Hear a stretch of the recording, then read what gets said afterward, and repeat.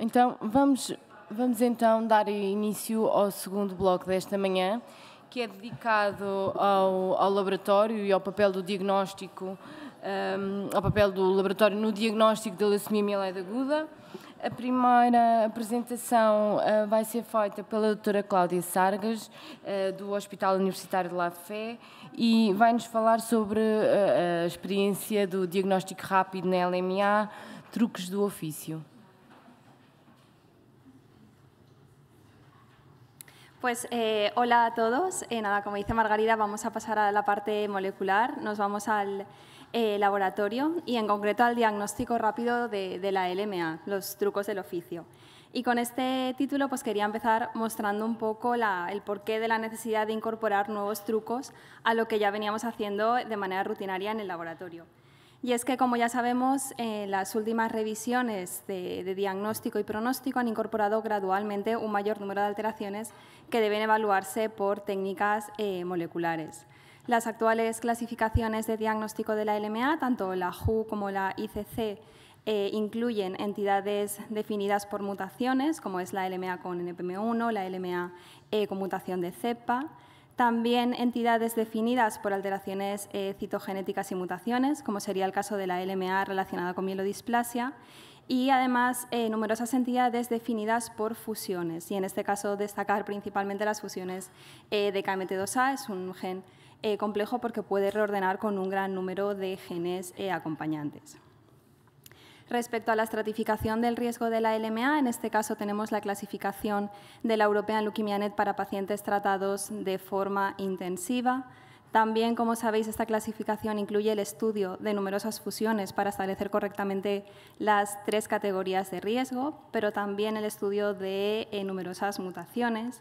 Y destacar en este caso las mutaciones en los genes MDS, que es como uno de los cambios más notables de esta clasificación y que incluye el estudio de numerosos genes.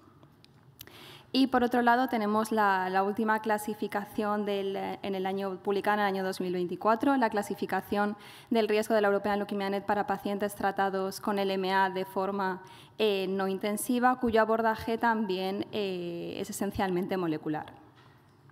Pero además también tenemos el concepto de medicina de precisión, ¿no? Llevamos viendo toda la mañana nuevos fármacos dirigidos, además hay un constante desarrollo también de ensayos clínicos y todo ello nos lleva a que es necesario realizar una caracterización molecular completa para abordar el manejo clínico y terapéutico de los pacientes con LMA. Ya se ha mostrado en la presentación anterior, pero aquí también pues, vemos las recomendaciones de la European Leukemia Net respecto a los análisis genéticos que deben realizarse ante el diagnóstico de una LMA, con el plazo de entrega de resultados. Vemos unos plazos de entrega entre 3 y 5 días para el estudio de mutaciones, las típicas FLT3, IDH1, IDH2, NPM1.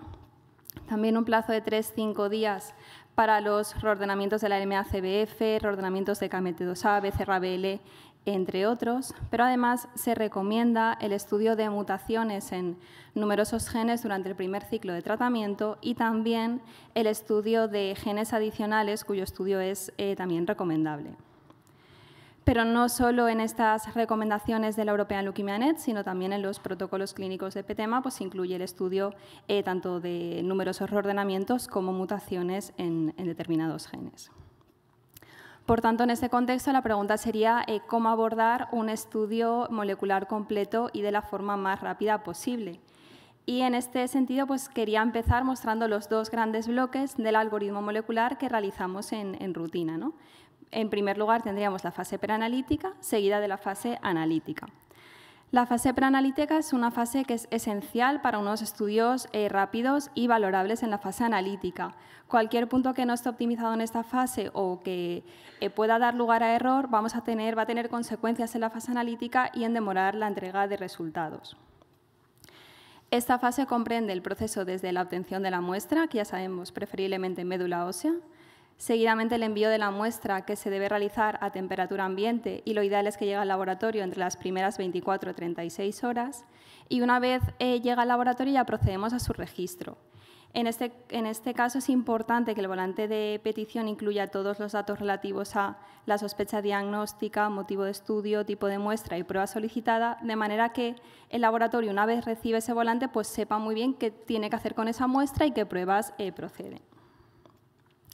Seguidamente pasaríamos a la extracción de los ácidos nucleicos. Tenemos métodos manuales que nos permiten mayor flexibilidad de, en un momento dado, tenemos que extraer 1 o 2 muestras, lo podemos hacer de forma rápida, pero también métodos automatizados que se han incorporado ampliamente en los laboratorios y que nos permiten agilizar este proceso al extraer tanto DNA como RNA de numerosas muestras al mismo tiempo.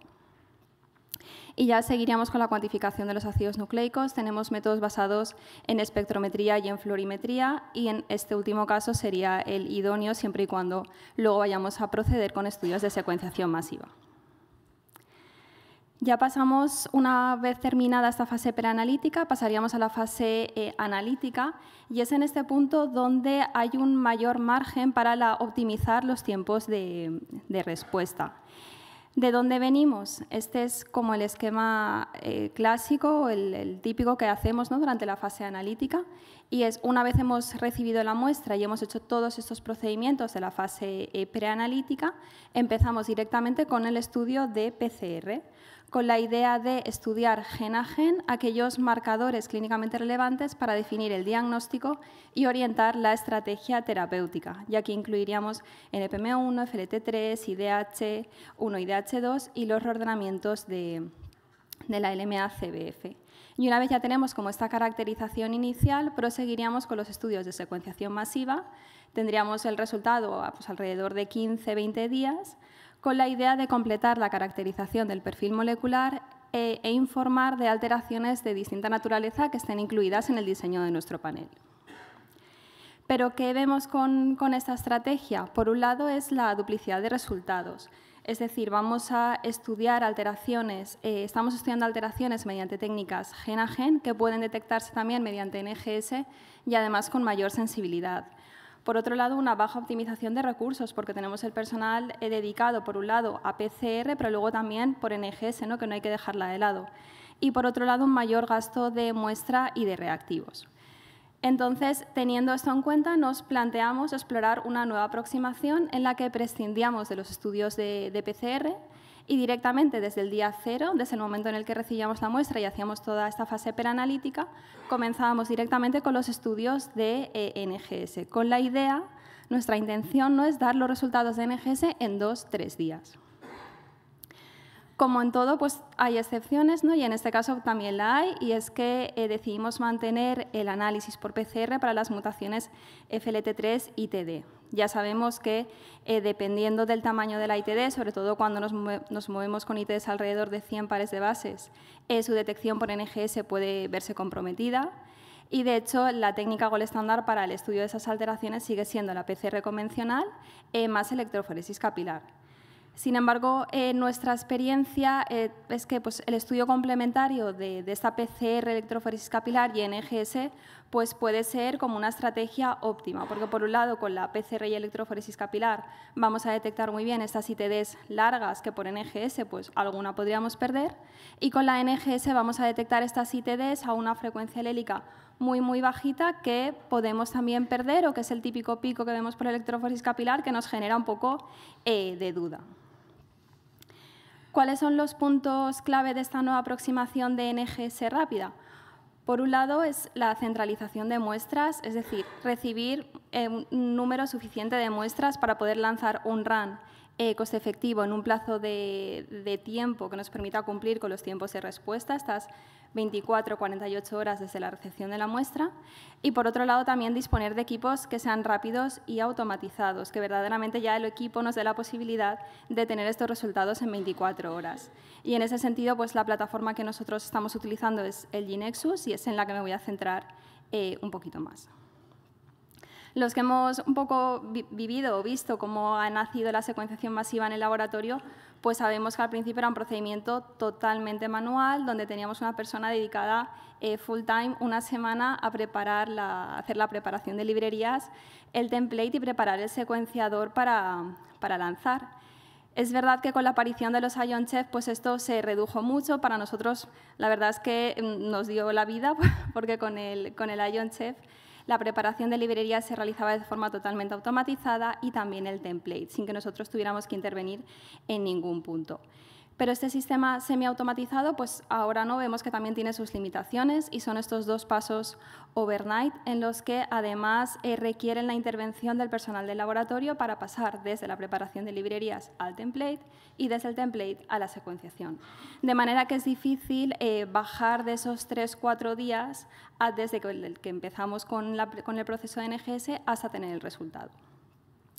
Con el GeneXus lo que tenemos es que la preparación de librerías, template y secuenciación ocurre en el mismo equipo, no necesita intervención por parte del personal del laboratorio, de manera que en menos de 24 horas, desde que lanzamos la muestra hasta que tenemos ya los datos disponibles para analizar, pues es menos de 24 horas. Y únicamente requiere entre 20 y 30 minutos de intervención manual al principio del proceso para preparar las muestras y lanzarlas en el secuenciador. Aquí no voy a centrarme, ¿no? Ya sabemos que en el GeneXus tiene lugar la preparación de librerías, todos los procesos que tienen lugar durante el template, pero sí que me voy a parar un poquito más en la secuenciación, concretamente en el chip del GeneXus, porque es algo distinto a los chips de otras plataformas, en este caso de Thermo, y es que el chip está dividido en 4 cámaras independientes que se llaman lanes. Con el diseño del panel que tenemos podemos lanzar hasta 8 muestras en una misma lane, pero si por lo que fuera necesitáramos lanzar una muestra extra, necesitáramos tener mayor capacidad, el secuenciador puede continuar cargando la siguiente lane sin que nosotros tengamos que parar el proceso ni intervenir en ningún punto.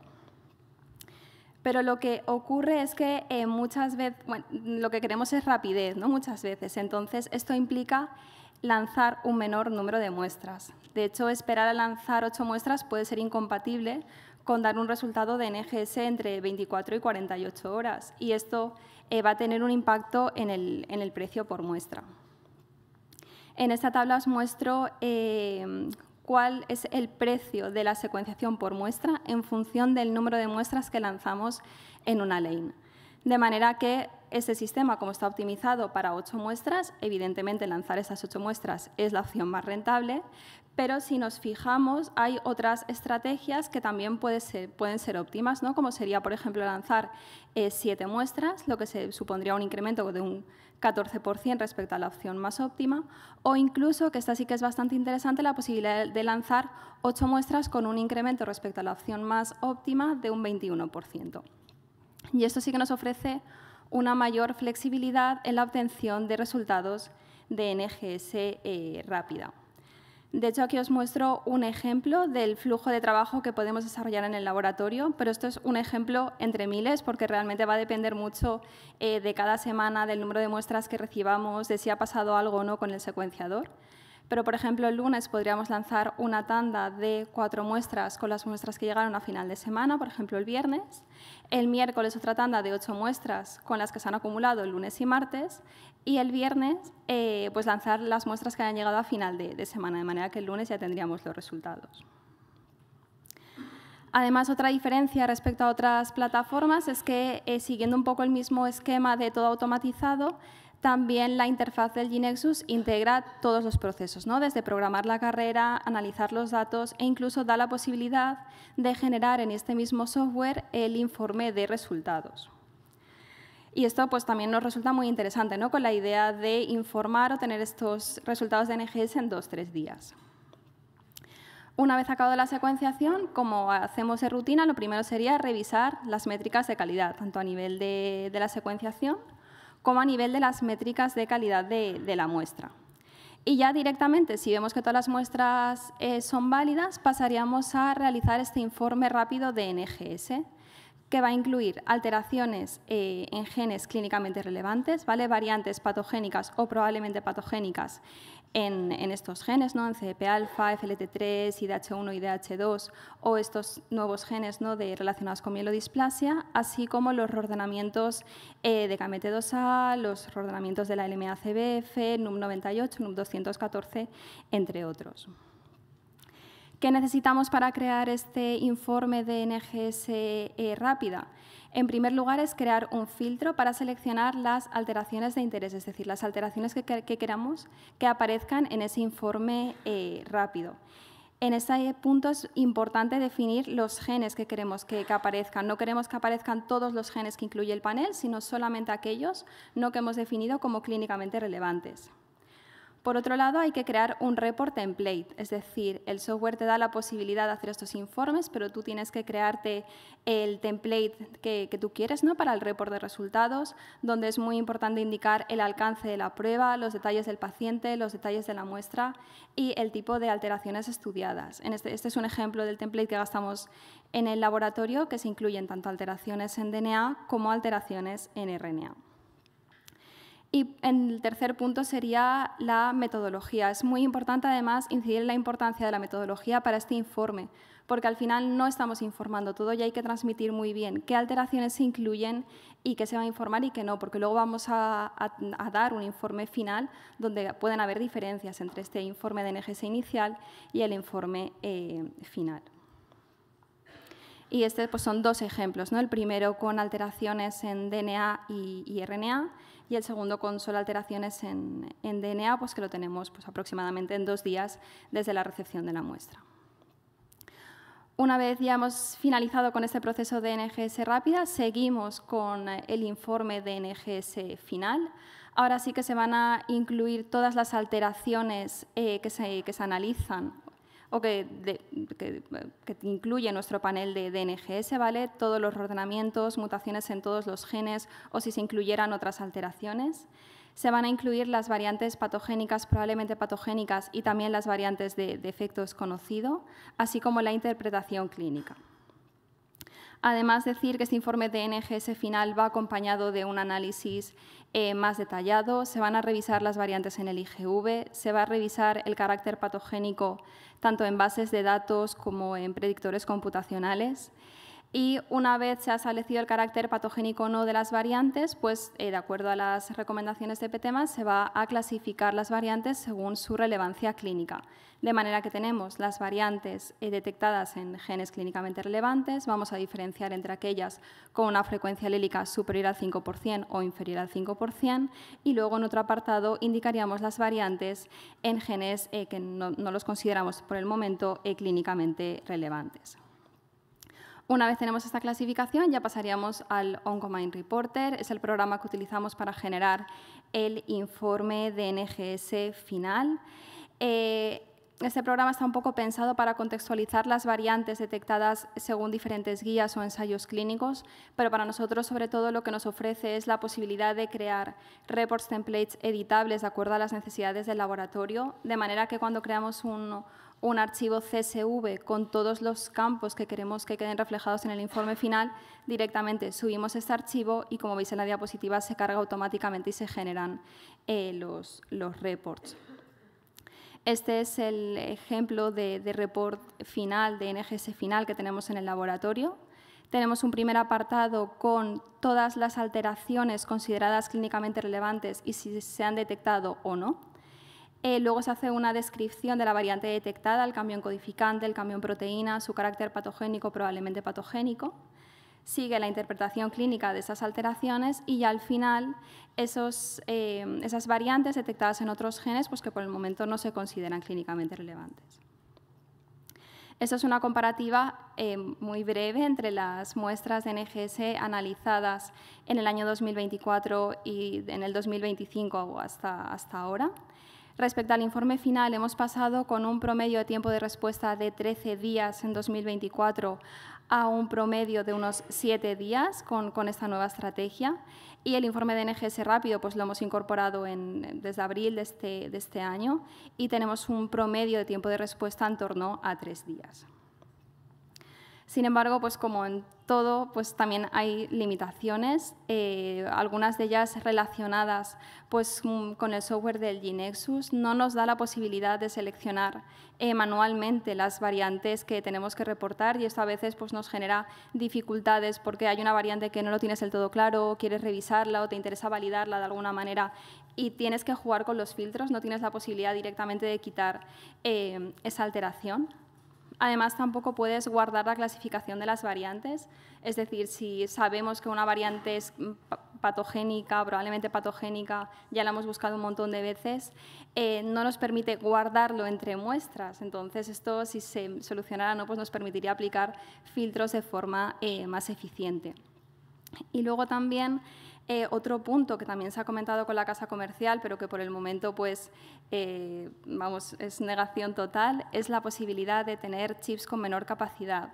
Pero lo que nos dicen es que al contrario, ¿no? La gente lo que busca es más genes, lanzar más muestras, y lo que están desarrollando es justo al contrario, ¿no? Chips con mayor capacidad. En este caso, pues contar con chips que nos permitieran lanzar directamente 4 muestras sin ese incremento, pues nos permitiría una mayor optimización de reactivos y, por tanto, abaratar los costes. Y luego, pues esto no es una limitación, pero sí que también es a destacar, ¿no? Porque es verdad que llevamos toda la presentación diciendo es un sistema automatizado, con escasa intervención por parte del personal del laboratorio, y quizás en la parte metodológica sí que es verdad que se ha reducido mucho la intervención del personal del laboratorio, pero hay que estar muy pendiente de la recepción de muestras. Cada vez que llega una muestra es casi como cogerla al vuelo, ¿no? Para intentar empezar lo antes posible. Hay que estar constantemente valorando si es más óptimo lanzar 4 u 8 muestras según las necesidades, según las muestras que están programadas esa semana. Y en ese sentido, el registro en Platafo pues, nos ayuda mucho en esta organización. Además, cuando acaba un run de NGS, pues prácticamente es como dejarlo todo y empezar con esa revisión del informe final para evitar diferencias, ¿no? con el informe final de NGS. Y por otro lado, pues también pensad que si le pasa algo al G-Nexus, pues se genera un caos, porque claro, tenemos que intentar recuperar, ver si ponemos la PCR, ver si desde Thermo nos pueden dar una respuesta rápida para intentar solucionar, ¿no? El problema que tiene el equipo. Y nada, ya como conclusiones, simplemente destacar pues, que se debe optar por análisis moleculares rápidos y con el mayor número de alteraciones posibles para abordar el diagnóstico, estratificación pronóstica y la elección de la terapia, y que actualmente existen estrategias metodológicas que nos permiten realizar esta NGS rápida, con la excepción, en este caso, pues, de las ITDs, que siempre juegan aparte, ¿no? Siempre tenemos que optar por otras estrategias. Y esto es todo. Obrigada.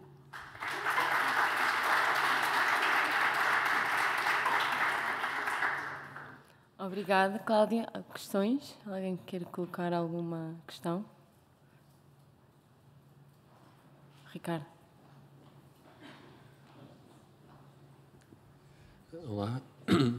Como se determina que uma variante passa provável patogénica a patogénica ou não patogénica a provável patogénica? E como determinas quando reportar ao clínico ou não? De variantes patogénicas o probablemente patogénicas.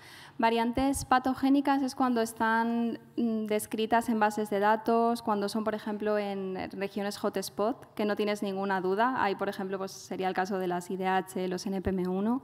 Y en el caso de las probablemente patogénicas, hay que revisarlas. Hay veces que en las bases de datos está directamente reportada como probablemente patogénica, porque quizás no se han hecho los estudios para determinar verdaderamente su efecto, ¿no? Sobre la proteína, la función que tiene.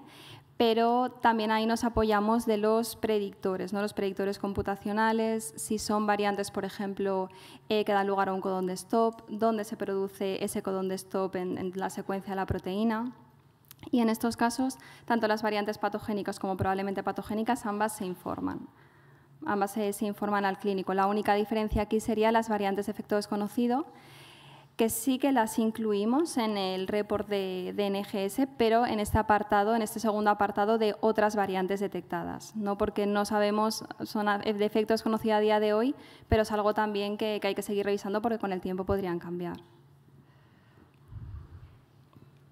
Gracias, Claudia. Yo quería decir que esto es verdad, que no se lo ha inventado. Es decir, que tenemos en 1 o 2 días tenemos todas las mutaciones y además, como estamos con ensayos clínicos, con menin inhibitor, que si NAP98, que si necesitamos todo, o P53 para no poner venetoclax en ANFIT, lo necesitamos muchos genes, ¿no? Y realmente ha sido una necesidad dejar de duplicar el trabajo en el laboratorio, hacer solamente NGS, ¿vale? Ese es el objetivo y lo estamos consiguiendo. Sí. Y para esto es fundamental la centralización de muestras. Si no hay centralización de muestras es imposible, Sí. por una cuestión económica, ¿vale? Entonces, porque los colegas americanos o de otros países que dicen, no, yo tengo la NGS en 2 días.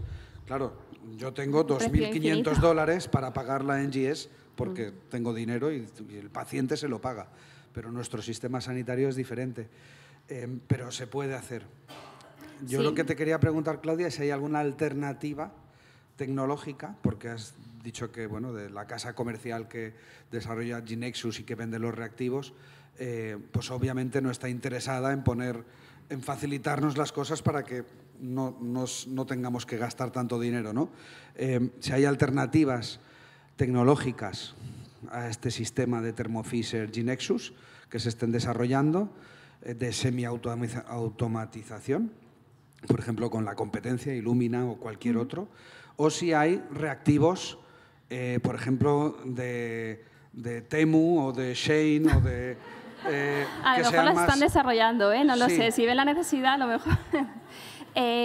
Con un sistema tan automatizado como el Genexus, que prácticamente es tú pones la muestra y te olvidas, hasta donde yo sé, no. Sí que es verdad que, por ejemplo, pues también Illumina tienen el robot, el Hamilton, que te permite programarlo, hacer muchas cosas, pero siempre tiene ese paso de intervención por parte del laboratorio, o sea, por parte del personal. Entonces, tan cerrado como yo lo pongo al principio y ya me olvido, no. Eso tendría que revisarlo, a lo mejor están en ello, pero no creo. Y desde Thermo se les ha comentado muchas veces, o sea, yo creo que ellos saben verdaderamente la necesidad que hay. Sobre todo lo del chip es algo que les insistimos porque, jolín, lo tienes ahí, sabes que optimizaríamos los reactivos, pero de momento ya te digo, su respuesta es que es muy difícil, que ellos como lo que lo han transmitido a escalas más altas, pero que es muy difícil porque lo que se busca es precisamente lo contrario, más alteraciones y, por tanto, mayor capacidad del chip. Agora também gostava de dar assim a nossa perspectiva relativamente a Portugal, porque acho que toda a gente gostava de ter um Genexus sempre a trabalhar. A verdade é que os custos por amostra são excessivamente caros para ter um Genexus a fazer painéis de leucemia mieloide aguda, e nós teríamos sempre que comprar o equipamento. E nós pensámos nessa opção, só que depois, o que é que acontece? Nós precisávamos de customizar também o painel, porque ficávamos na mão, só podíamos utilizar os Genexus enquanto o painel da LMA estivesse atualizado. A partir do momento em que saia mais um gene, nós já não podemos utilizar aquele painel porque ficamos na mão da Thermo Fisher, porque eles não nos dão soluções para resolver estas situações. De repente queremos acrescentar um gene, pedimos à Thermo para pôr nos Genexus, não dá. Sí, yo creo que ellos en ese sentido sí que tienen como otras opciones, no un panel nuevo, pero sí que ofrecen, pues, por ejemplo, DDX41 con el panel normal, incluye solamente determinadas regiones, realmente nos interesaría el gen entero, ¿no? Entonces, no lo ofrecen como un nuevo panel, pero sí que si hablas con ellos, les dices, oye, mira, es que estaría bien, ¿no? Pues este gen nos interesaría tenerlo entero, sí que te ofrecen, sí que tienen otras opciones que se pueden utilizar y que las puedes implementar en el Genexus. Yo creo que ellos, como también saben como esa limitación que tienen quizás de no dar la respuesta que se necesita, pues a lo mejor con menor capacidad o, por ejemplo, con el tema del software también es muy limitante, o sea, tienes que probar mucho el filtro para al final quedarte como en un punto medio, ¿no? De no ser muy restrictivo y perder cosas que me pueden interesar, pero tampoco ser muy laxo y estar reportando cosas que no tienen ningún sentido. Entonces, yo creo que como esa es una parte más limitante, con mejoras del panel u otras opciones o a lo mejor de incluir otras regiones, pues no, como que intentan dar respuesta. Mais alguma questão? Obrigada, Cláudia. Vamos então passar para a segunda apresentação, da doutora Maria Luísa Amorim, do Hospital de São João, que vai falar da experiência da rede plataforma em Portugal.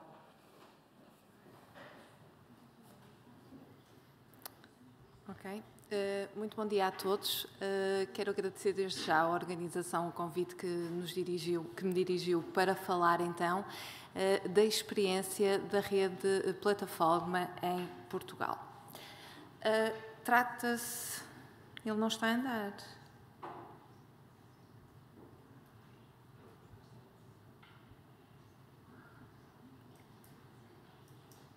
Não está a avançar, não sei se...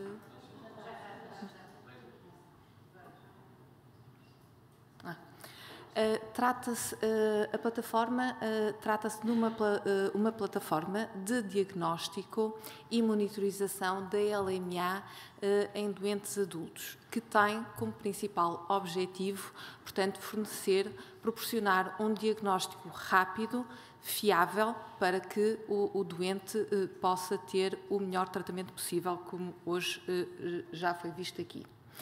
A aposta, e como também já tivemos a oportunidade de ouvir, na centralização do diagnóstico em laboratórios de referência. Como ontem o Paulo também já nos disse, nós já temos 800 e tal centros, não é? PTEMA, dos quais 5 em Portugal, a fazer o registro dos doentes na plataforma. Quando um clínico faz um registro nesta plataforma, é atribuído um código de identificação única a cada doente, o PN. Esses dados, portanto, vão ser tratados de uma forma anónima. Todos os dados demográficos do doente e as características clínicas, portanto, vão ser armazenados no chamado Oficina de Dados. Portanto, estes centros PTEMA referenciam, então, as amostras para laboratórios de referência. É extremamente importante que os doentes que participem neste estudo deem o seu consentimento informado. Portanto, o laboratório de referência vai fazer o estudo utilizando protocolos standard, normalizados, e, portanto, depois envia o resultado ao centro original.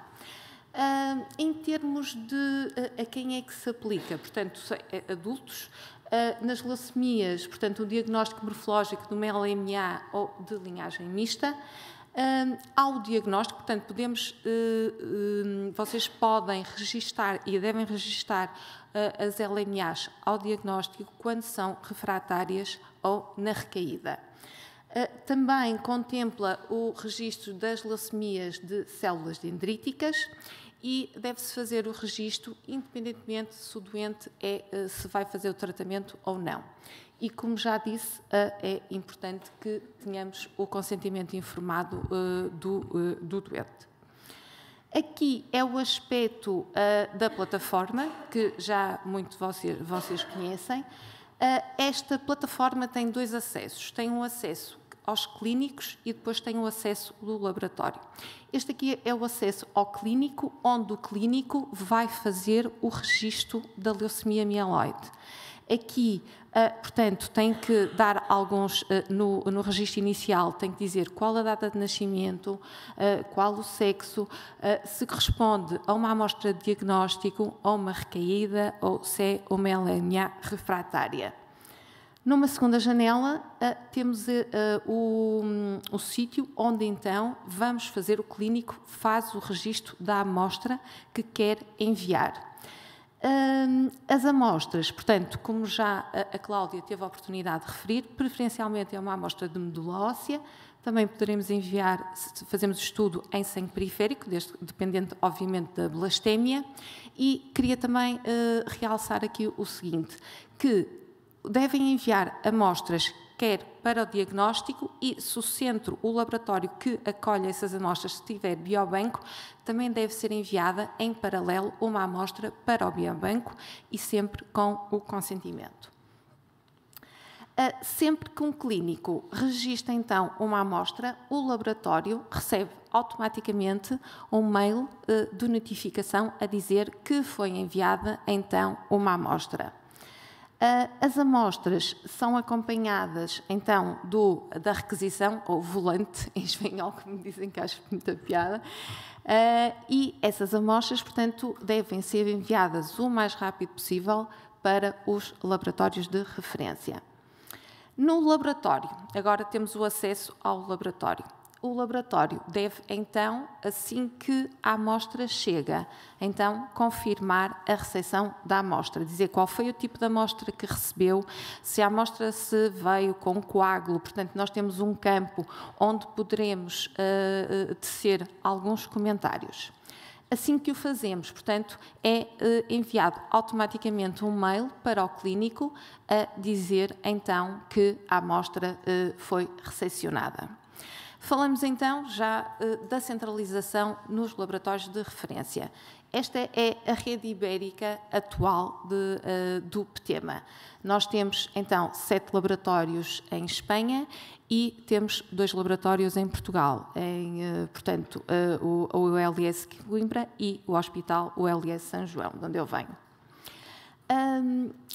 Também é importante, então, que estes estudos sejam estudos genéticos. Estes estudos têm que ser normalizados, standardizados. Nós temos aqui, portanto, este conjunto de estudos, quer a pesquisa das mutações do FLT3, do NPM1, IDH1, IDH2 e a pesquisa dos transcritos de fusão que codificam para a Score Binding Factor, são, então, aqueles testes de primeira linha que nós fazemos. E que, na maior parte dos casos, nós utilizamos técnicas de PCR e que devemos dar os resultados até, no máximo, 5 dias. Já vimos aqui com a apresentação da Cláudia que as coisas estão-se a modificar e estamos cada vez mais a apostar, então, na implementação da NGS rápida, porque, como o Dr. Ricardo disse muito bem, portanto, nós temos toda aquela restante caracterização genética que é importante para a estratificação de risco, nós poderemos dar até, portanto, até ao primeiro ciclo, durante o primeiro ciclo. E, portanto, como vimos agora com a apresentação da Cláudia, nós estamos a tentar encurtar realmente este tempo de resposta.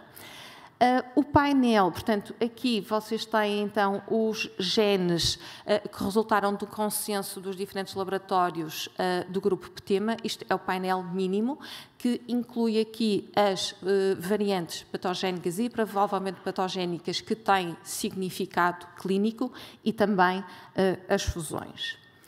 Relativamente à avaliação de doença residual mensurável, o que está contemplado neste momento é fazermos, portanto, e de acordo com as guidelines da European Leukemia Net, a quantificação dos transcritos NPM1 e dos transcritos da Score Binding Factor.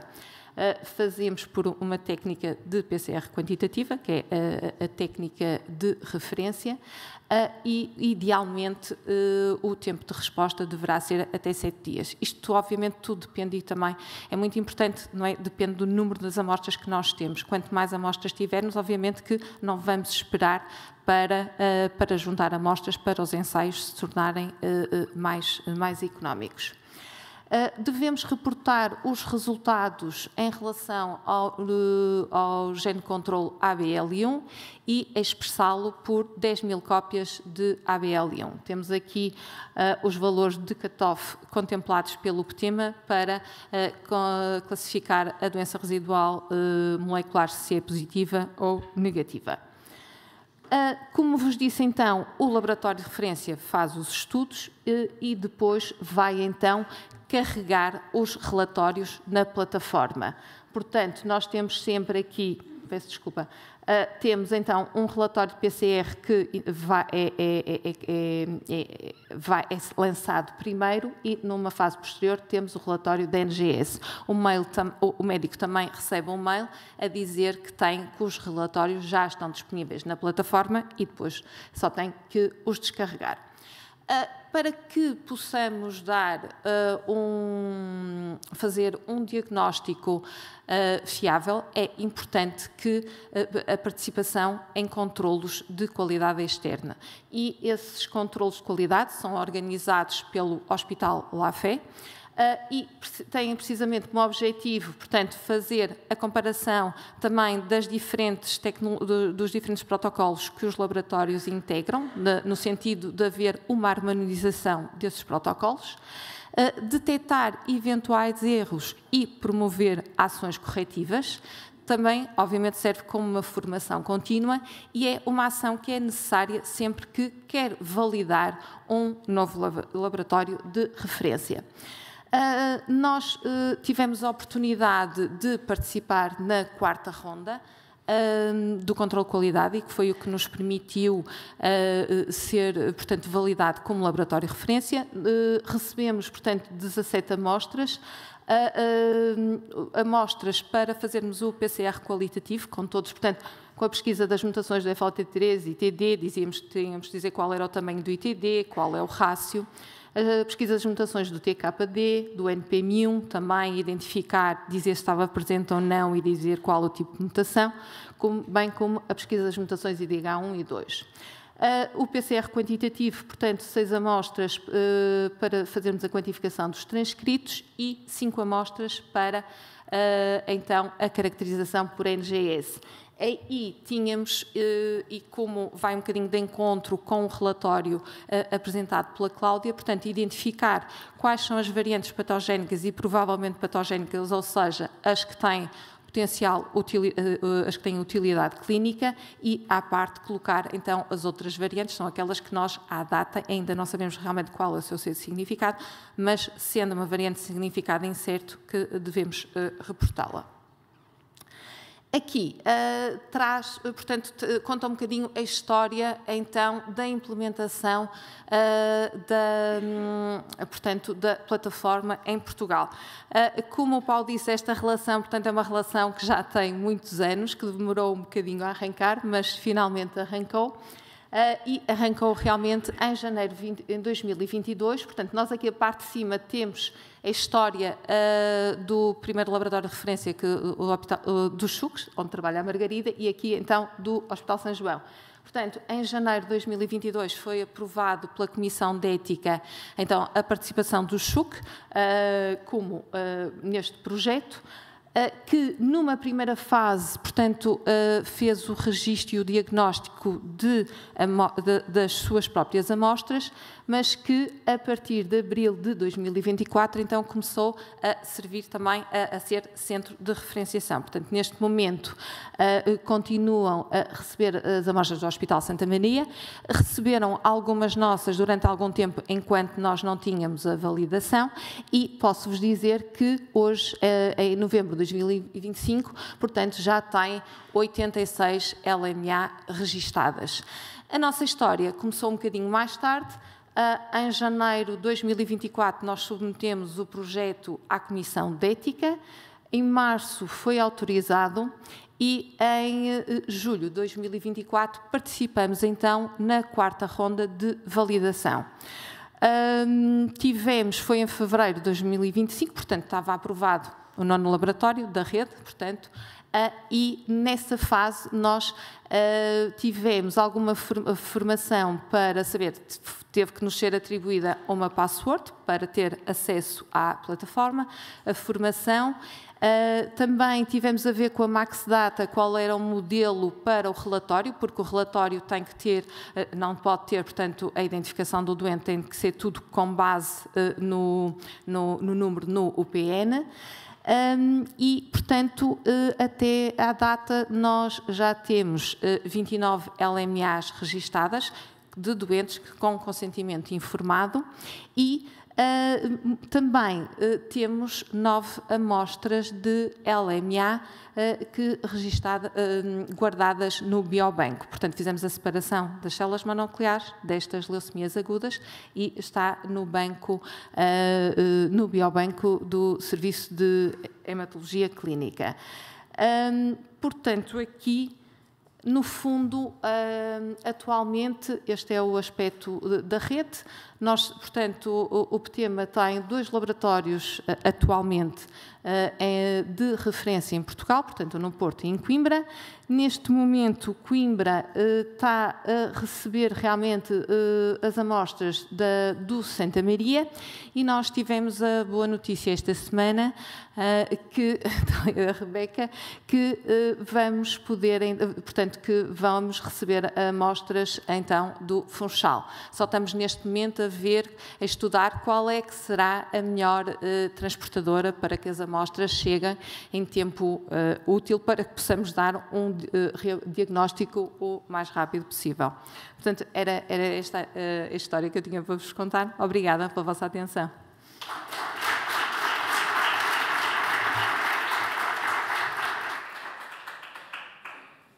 Alguém tem? Obrigada, Maria Luísa. Alguém tem questões?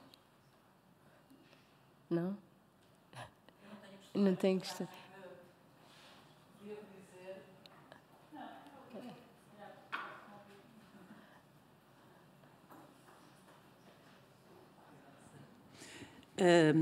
Obrigada, Maria Luís, por esta didática e rápida e muito clara, acho eu, apresentação. Obrigada ao PTEMA, nomeadamente ali na pessoa do Dr. Paulo Montesinos, porque realmente é um motor disto tudo e nós estamos muito contentes e acho que para os laboratórios em Portugal foi um passo enorme, pelo menos nós estamos muito satisfeitos e estamos, acho eu estou a falar em causa própria, mas acho que estamos a trabalhar bem. Claro que a Margarida já tinha outra história também, mas acho que eu só tenho a dizer que acho que todos nós, enquanto serviços, podíamos fazer este esforço ou devemos fazer o esforço. Queria também cumprimentar a Rebeca, que teve um imenso trabalho com a Comissão de Ética no Funchal, mas finalmente está liberada, não é, Rebeca? Está tudo liberado, está tudo, é só mesmo a transportadora. E congratular-nos com isto tudo, foi um passo enorme. E como a Maria Luís diz, nós também temos a felicidade, entre aspas, de ter um biobanco e também estamos receptivos se alguém do país, algum dos serviços aqui presentes, tiver necessidade de ou tiver interesse em guardar células, depois que nos contactem, que ali através da Maria Luís, ou através do Dr. Ricardo Pinto, ou através da doutora Eliana Aguiar, que são as pessoas, a Maria Luís responsável no laboratório, o Ricardo e a Eliana como clínicos, que estão muito ligados a este projeto e mais nada a dizer-vos parabéns e estamos todos muito contentes e obrigada mais uma vez ao Paulo Montesinos por nos lançar este desafio e que nós acho que respondemos. Nada, me ha encantado la presentación, sobre todo porque ha sido corta. No, pero ha estado muy bien, muchas gracias, María Luisa.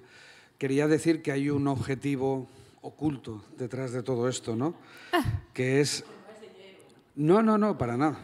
Para nosotros, desde luego, no. Igual para otros. Pero que es los ensayos clínicos, ¿vale? Luego hablaremos de los ensayos clínicos y realmente uno de los objetivos cuando empezamos a trabajar en la plataforma era que con los ensayos clínicos activos, sobre todo con terapias dirigidas, tuviéramos la posibilidad de trabajar como un laboratorio centralizado, ¿no? Que es importante a la hora de la interpretación de los resultados de todo, por lo menos de todos los subestudios biológicos que vienen de... Y ahora vamos a tener la oportunidad en 2026 de que estos dos laboratorios actúen en Portugal de laboratorio central para ensayos clínicos que se van a abrir en Portugal. Okay. Quería decir Ótimo, eso. vamos a isso. Y eso, a nosotros la experiencia en España es que eso nos permitió crear la costumbre, ¿vale?, para los centros de cuando tenían un paciente para screening, para ensayo clínico, de introducirse, porque tenían que hacerlo sí o sí, ¿vale? Tenían que introducirse en la plataforma y generar la muestra para enviar al laboratorio y el laboratorio les devolvía el resultado del screening, ¿no? Entonces esperemos que con estos ensayos clínicos también ayude fomentar pues esa costumbre, porque yo nunca he registrado una muestra en la plataforma, ¿vale? Pero creo que es fácil. Es fácil. Bueno, simplemente ese comentario. Eu também... Ricardo. Queria só duas coisas rápidas. A primeira é, se alguém estiver aqui e estiver interessado, em 3 passos como é que faz para aderir a isto? E a segunda, aproveitando ali uma questão que a Margarida fez há pouco, a mim, em off, a quem é que deve ser feito isto? Para abrir aqui ao painel. Que doentes é que devemos fazer? Todos? Não? Supostamente nós devemos registar todas as leucemias agudas, independentemente se os doentes fazem tratamento ou não. Alguém que esteja aqui interessado, portanto, o primeiro passo é o hospital onde trabalha tem que ter autorização, tem que apresentar um projeto à Comissão de Ética para pedir para registar os doentes na plataforma. E depois, a partir daí, portanto, é entrar em contacto com o laboratório. Supostamente, nós, Porto, daremos apoio ao Norte e Madeira e provavelmente também nos Açores, se alguém estiver interessado, e Coimbra dá apoio, portanto, à região centro. Até ao momento, não é? Podem sempre existir mais laboratórios de referência. Mas, basicamente, é isso. Portanto, tem que pôr em marcha, não é? No seu hospital, apresentar um projeto à Comissão de Ética para integrar a plataforma. E todos os doentes depois faríamos NGS ou só os que seriam candidatos a tratamento? Isso era uma coisa, uma dúvida. Assim, para o painel. Não, mas não é, Paulo. É todos os doentes, supostamente a todas as leucemias mieloides agudas. Nosotros estamos haciendo a todos los doentes. Todos. Sí. También podemos adaptar às nossas... También hay que tener en cuenta que los doentes que fa 5 años no tratábamos, ahora los tratamos. Sí. Es decir, que cada vez el porcentaje de doentes que no se tratan disminuye, ¿no? Sí. Y hemos estado hablando de la terapia ANFIT, de non-intensive. Cada vez es más importante tener el diagnóstico molecular también. Entonces, en principio, todos. Sí.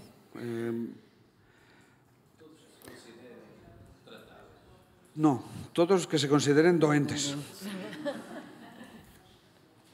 Tenemos un porcentaje importante de screen failure, que eso también es importante, porque puede venir un paciente, con la muestra de un paciente a la plataforma, diagnóstico sospecha de leucemia aguda. Y es una linfoblástica, por ejemplo, o promielocítica, que no entra en la plataforma. O puede ser un low risk o low blast MDS, ¿vale? Entonces, estos pacientes, hay también dentro de la plataforma hay un equipo que es esa oficina de datos que están pendientes porque se registra, bueno, el centro dice que es un screen failure, que no, el diagnóstico finalmente no es de leucemia mieloblástica aguda, y entonces se avisa al laboratorio para que, digamos, no continúe el proceso, o si ya lo ha iniciado, pues al final vamos acumulando también paneles de NGS realizados en MDS al final, pero bueno, están fuera del objetivo.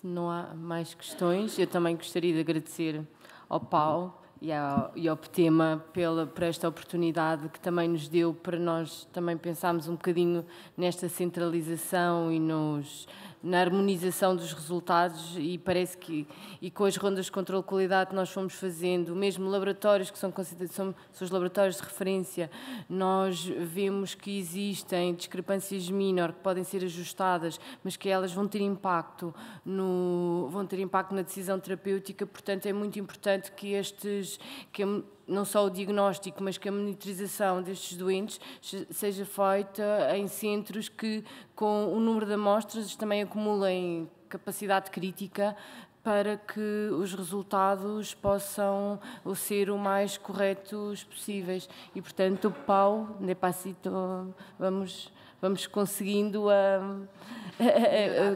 organizar-nos e fiquei também muito feliz porque o Funchal conseguiu enviar as amostras para o Hospital de São João. Isto acho que é um grande passo para a hematologia e para estes doentes, acho que vai ser muito importante. Pronto, portanto, acho que está encerrada a sessão e obrigada.